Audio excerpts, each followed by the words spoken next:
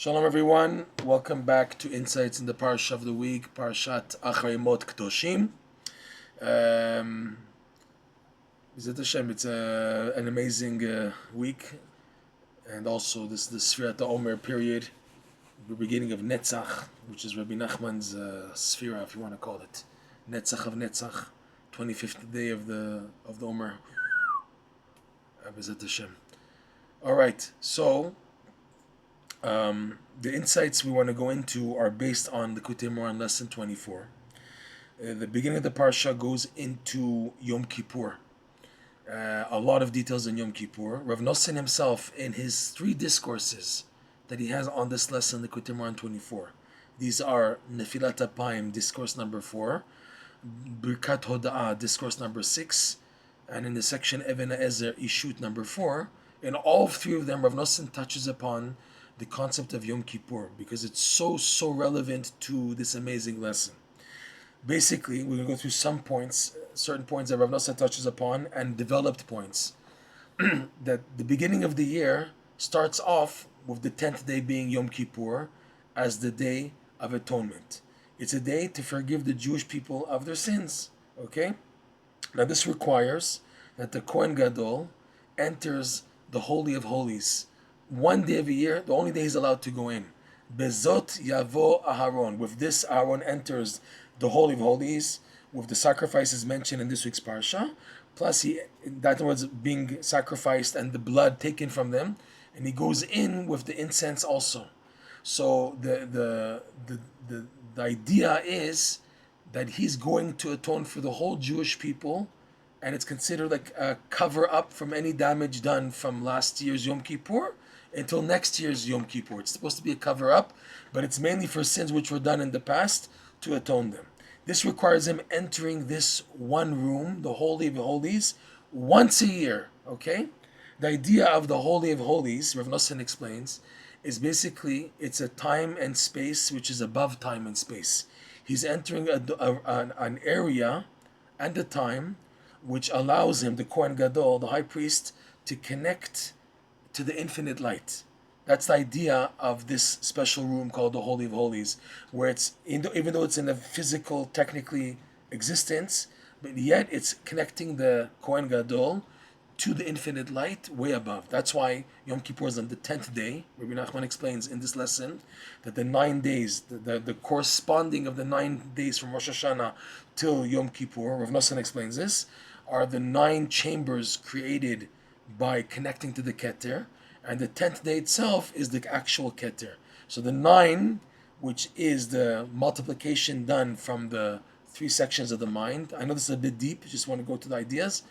It's Chochmah Bina Da'at, knowledge, wisdom, and understanding being multiplied by each other. So it's 3 times 3 equals 9, corresponding to these 9 days leading up to Yom Kippur.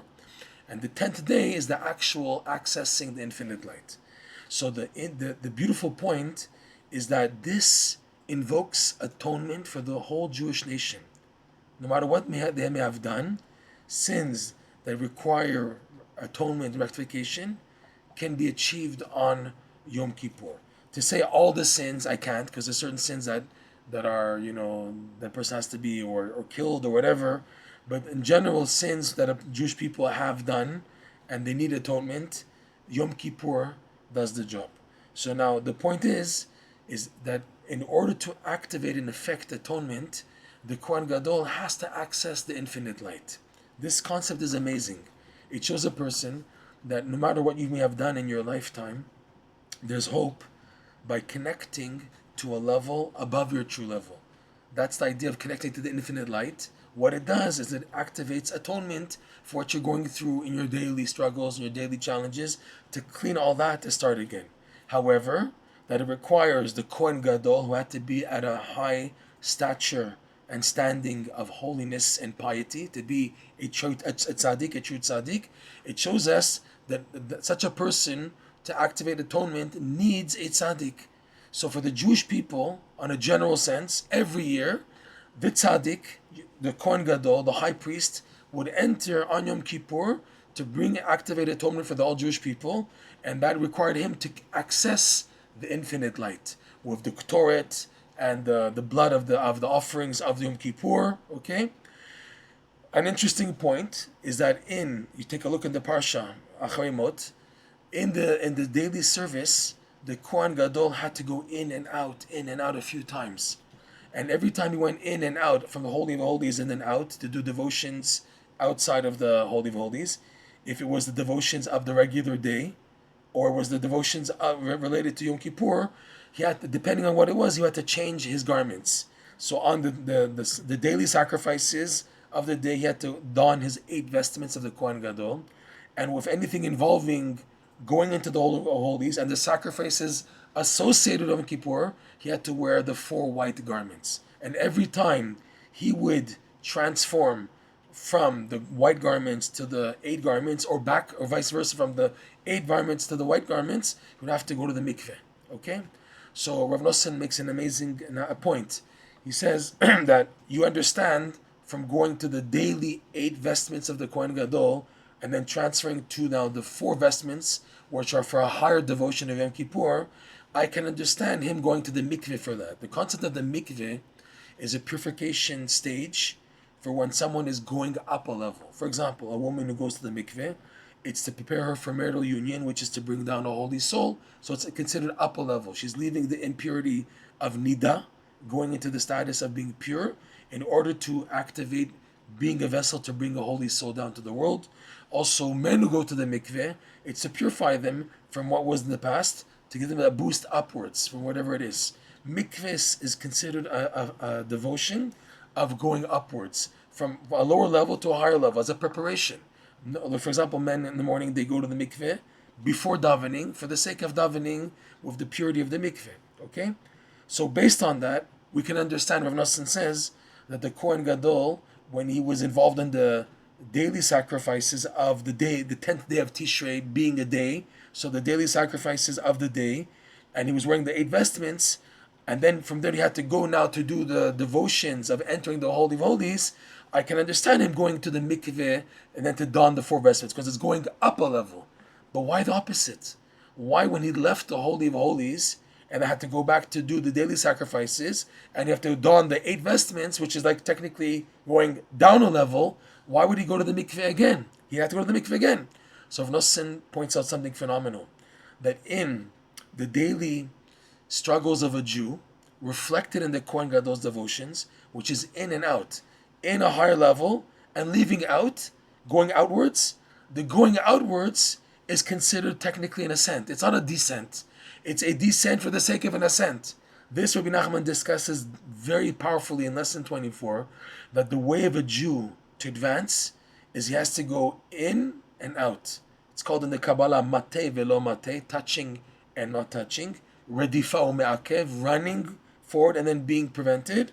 Okay? Ratzo vashov, running forward and then returning. All these terms are in and out. You're in a higher level of holiness and then you're pushed back out. But in reality, the pushing back out is what's going to build you more than anything else. Even though it's a setback and it's like a going out, going into darkness, it's considered an ascent. So too the Kohen Gadol leaving the Holy of Holies, which is considered a big experience, and then going back out to do the daily sacrifices, he still needed to go to the mikveh before donning the 8 vestments, even though it's considered going out, because it's a preparation for a future ascent, and also that in itself creates vessels for the light that he just connected to and achieved and perceived while in the Holy of Holies. So this is an amazing point Reb Noson brings out. Another idea is a question that comes up, that we know that besides the Kohen Gadol entering the Holy of Holies in order to activate atonement for the Jewish people, and the predecessor before that were the sacrifices that the Kohen Gadol offered, and he confessed on them before sacrificing them. He confessed for his sins, the sins of the Kohanim, and then the sins of the Jewish people. There were several times confession was needed on several of the sacrifices for Yom Kippur. And then finally, when he's going into the Holy of Holies, he would also offer a personal prayer when finishing all the devotion of the Torah, the incense and the sprinkling of achat, v'achat, v'achat, 1 up and 7 down, which we know from this week's Parsha, okay?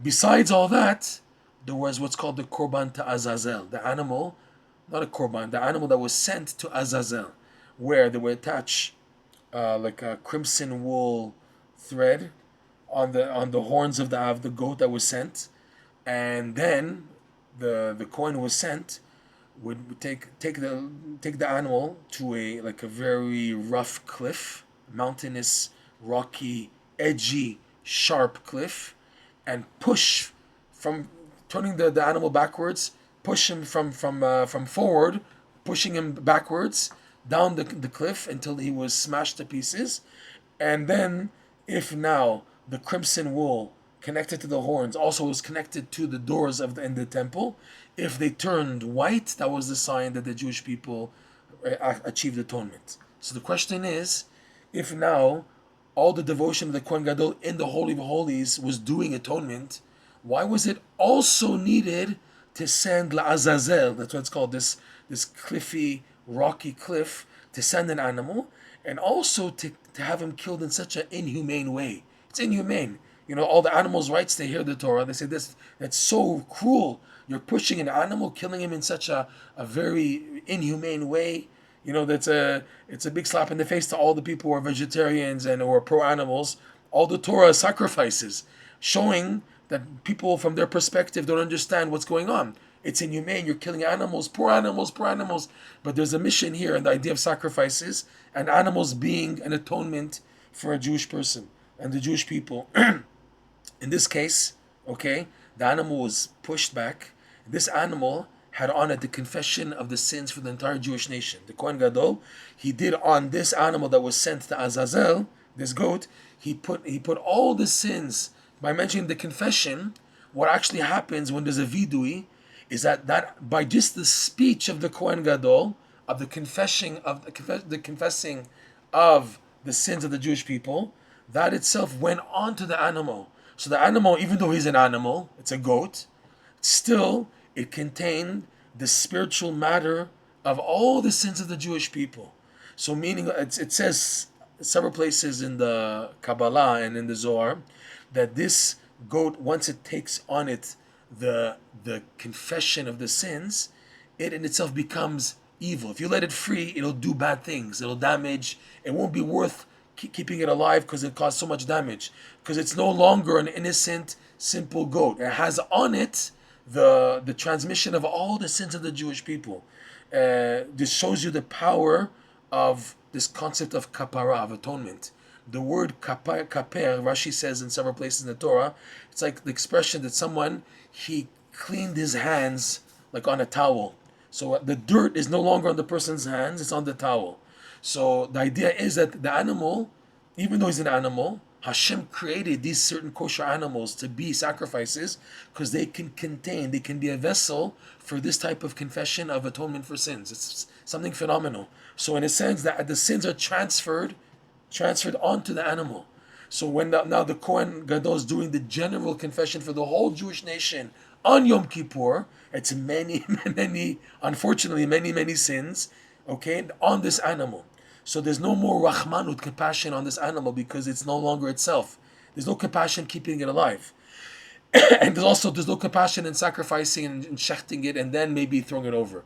It has to be sent in such a very cruel way of pushing it back and it's being smashed to pieces, which sounds really, again, like inhumane. But the idea is that the sins in the animal, that is what's being rectified and atoned. And the only way for atonement is that it's done in such a difficult, uncompassionate format. Now, again, the question asked, why is this all necessary? The Kohen Gadol, he's in the Holy of Holies. Let everything be done there. He's already davening for the Jewish people. He already the prerequisite to him entering was sacrificing part of the sacrifices, bringing in the incense, bringing in the blood from the korbanot. So why is it still necessary for the Azazel? Let everything be done. He's accessing a room which is connecting to the infinite light, which is in itself the idea of atonement. So why the necessity to do the second part of throwing the goat to Azazel in such an inhumane way? So Reb Nachman teaches again that the goal of entering light is what you take back with you, and then once you take it back, you have to now go down sometimes all the way to the domain called Hechala Tmurot, which means the chamber of exchanges, which Reb Noson explains as basically the concealment that we have in this world, where everything is mixed up, good and evil is mixed up, falsehood and truth is mixed up, right and wrong is mixed up, pure and impure, kosher and non-kosher. This whole world is a concealment. And our goal is from within the concealment to collect the holy sparks. So the Kohen Gadol, going into the Holy of Holies, connects to a high level of light, but he has to leave afterwards. He has to go back out and bring and affect atonement.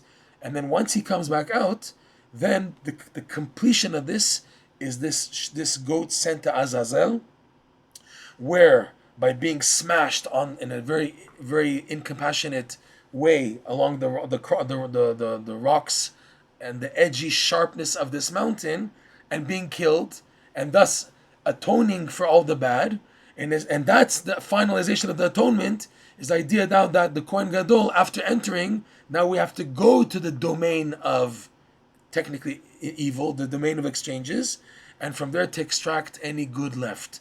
And that's what the completion is, with the smashing of this animal to Azazel, freeing the good trapped because of the evil, and then that activates the finalization of the atonement. And this is a reminder for us that life is in and out.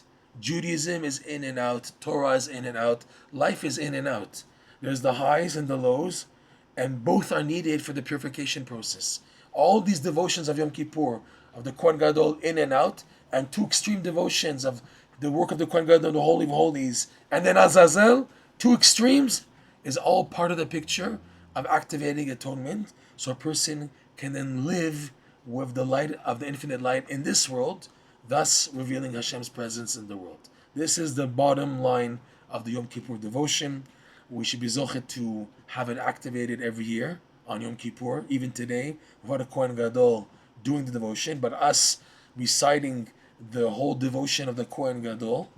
Number two, first of all, anticipating the coming of the Beit HaMikdash, the third Beit HaMikdash. But in the meantime, us going through the Parsha of the Kohen Gadol on Yom Kippur, and also going through all the details in the Musaf prayer, and us pretending we're in the temple, Korim Mishtachavim, where we have to bow down in the middle of the davening on Yom Kippur.